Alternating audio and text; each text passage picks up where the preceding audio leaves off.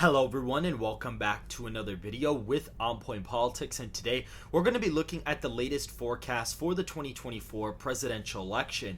Make sure to hit the like button and to subscribe to the channel in the description down below, and make sure to go ahead and go to our GoFundMe page, which is also linked in the description, where we are raising for SoCal Research's polls for the national and state level. We have upped the methodology to match expert pollsters, and so now we need more money to help us fund these polls, so any support would be greatly appreciated in the comment section down below. We also have this linked in the description as well. And so going back to the map, guys, obviously there's been a lot of trouble with Kamala Harris and Trump. Clearly right now Trump kind of has a light campaign schedule. His reasoning is that he wants to kind of let the DNC pass and whatnot, but he recently went to Montana to kind of help out Jon Tester, which kind of makes sense because Harris overall has improved from the margins that I had for Biden. I mean, I had Biden losing the popular vote by 7 points. Now Donald Trump in my election model is only winning the popular vote by about half a point. So it's like a 4-point shift nationwide instead of like a 10 or 12 point shift. And so today we're going to be looking at this, and I'm also going to be covering, state polling for the Rust Belt that came out of New York Times / Siena College once we get to the states. And so for these Republican states, we have, Idaho, Utah, Wyoming, Montana, both Dakotas, all of Nebraska, except the 2nd Congressional District. I also have Kansas, Oklahoma, Arkansas, Louisiana, Mississippi, Alabama, Tennessee, Kentucky, Indiana, West Virginia, and Missouri, all in the safe Republican column, giving Trump 113 safe electoral college votes. Now, looking at the map here, we actually see that Harris has gained a couple of new states. California is in the safe column at about 23 points for Harris. It is still going to get closer, and it probably trends about a point or two Republican because of Hispanic voters in some of the inner city areas. But right now, it is a pretty decent margin for Harris in the state. Washington is about a 15-point victory in the forecast now, so it is now in the safe Democrat column. We also have the state of Hawaii in the safe Democrat column at just about a couple of points, at about 20 points for Harris. So she's doing pretty good in the state of Hawaii as of right now. She's winning it fairly easily in this election matchup. Colorado is also not going to be in the safe column. Connecticut, Vermont, Massachusetts, Maryland, DC and Rhode Island are all in that column, as well as the state of New York. This was once deemed to be, within 6 points at one point when Trump was going against Biden. However, looking at the data now in the model, we see that, Harris is winning it by about 17, so a 5-point shift to the right. So it still trends about a point Republican or so. We also have, the state of, I believe those are actually all the safe states except the Maine's 1st Congressional District. That's also going to be in the safe column, but that's actually it for all the safe states as of right now. We can clearly see Illinois is not even safe as of right now in this forecast. Neither is New Jersey or even Oregon in this scenario, which is very fascinating. Now, looking at the likely Republican states, we also forgot to fill in South Carolina. This should be in the safe column as of right now. It is currently a 17-point victory, so it is not in the likely column yet. And we clearly see here for the likely Republican states, we have Iowa and Ohio. These two states have been voting for Donald Trump by likely margins for the past few cycles, and they are getting close to 15-point margins, but they have gone down from what I had it at with Trump against Biden. Now, Iowa's probably like a 13-point win, and Ohio's like a 14-point win. The reason why Ohio's voting to the right of Iowa in this scenario is mainly because of, African American voters in some areas in Ohio maybe shifting to the right more than white voters, and so that may cause Ohio to kind of vote a point to the right of Iowa. That may be the explanation for it. And Trump's approval rating spread against Harris in the state is higher than it is in Iowa, and that's actually what I use. I use approval ratings from civics.com. I do not use state polls to predict each individual states. I look at the previous results, the swing and the trend from each state, and we also look at the demographic pool as well, and that kind of adds in certain factors into the states, and that's where we kind of see that combination, of states, coming in the margins and whatnot. And we see Iowa and Ohio are 13 and 14-point victories respectively for the former president. Maine 2nd is also going to be in this column. This district kind of voted for Trump by 7 points. In the last cycle, it is now a 13-point win in the forecast, so definitely there is a bit of a trend there. Kind of trends 2 points to the right, as that district has been trending really far to the right.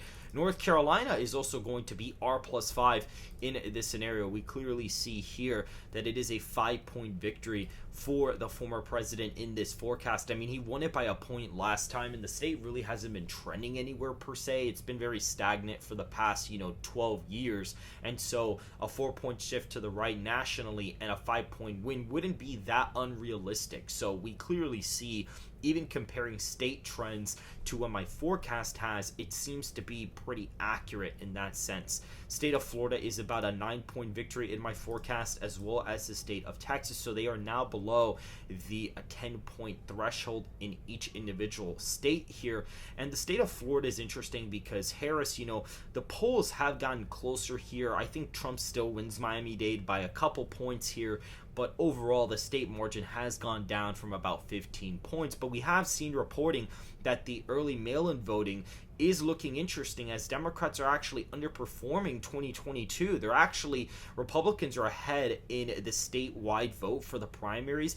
They're ahead in the early vote / mail-in vote by about 4 points, and Democrats were leading that by 6 in 2022, and that's when they lost the state by 20 nationwide. And then in 2020, when they were actually losing by 3 statewide, they were ahead in the early mail-in by 10. So that's looking very, very good for Republicans. If they can keep that lead in the state of Florida in the primaries for the early vote, that's going to be very, very fascinating. I'm curious to see how independents are going to break this cycle, and them having a lead, in the early vote is going to be pretty good, and that's really, really a good sign for the state of Florida, and that may even push it into the safe column, even before a state like Iowa and Ohio. We'll see how that plays out, but it may push the state of Florida to the right more than we're actually expecting.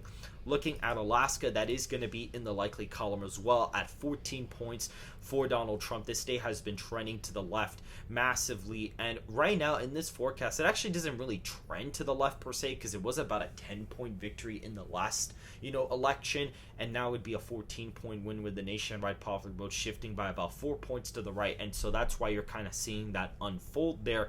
And now looking at the likely Democrat states, we have Oregon at 13 points for Harris, Colorado at 12 points for Harris, Illinois at 13, New Jersey at about 11 points, and Delaware at about 13 as well. So that's clearly what we are seeing in the forecast in this video. And we also see New Mexico is a 6-point victory in the forecast. So the gap between Colorado and New Mexico's voting is growing rapidly. It's about a 6-point difference now, and New Mexico is heavily shifting to the right. I mean, it's probably a 1 or 2 point trend to the right, so that is very interesting to see as well. We can also go through a couple of these states too, and we clearly see that Harris has gained from President Biden. Also the state of Virginia is going to be in that likely column as well, getting Harris over 209 electoral college votes. Virginia is about a 7-point victory in this forecast. Now, going over the lean Republican states, Georgia is about a 2-point victory in the forecast. Harris, it actually says it's about a 3-point win. It's about a 3-point victory.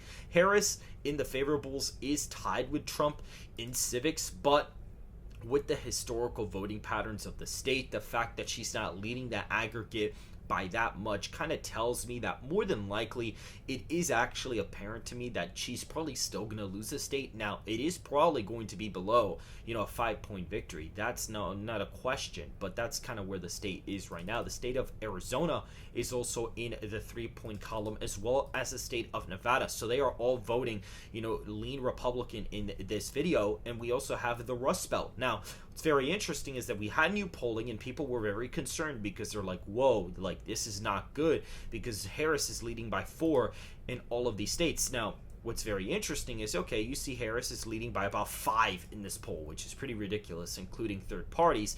But if you were actually going to go down to how the electorates broke back in 2020, you have around a D+7 electorate. So the electorate here was like D+3. So if you were to shift this 6-point victory, essentially you'd end up getting Michigan +2 or 1 or so. And again, that's to say, my model may not be perfect. Maybe Harris does win Michigan. It's actually the closest swing state on the map, I believe. It's only like about a 2-point win for Trump. So it is within a reasonable margin of error, but people acting like, oh, the race is over. I mean, that's definitely not true. That's literally not the case. Now, yes, if you were to look at the crosstabs, technically Harris would be winning if you accounted for the 2020 vote. But if you look at Wisconsin, even looking at Wisconsin, which usually this is how Trump could win, he's losing by about 6 here in the head-to-head against Harris. Now, Donald Trump has never gotten below 47% in the state of Wisconsin, so I really don't believe that this is going to be the case. We even see here, for example, if we go to the 2020 vote once again, also the white electorate's 86%. Like, that's really, really high. That's too high. Even for Wisconsin, that's pretty high.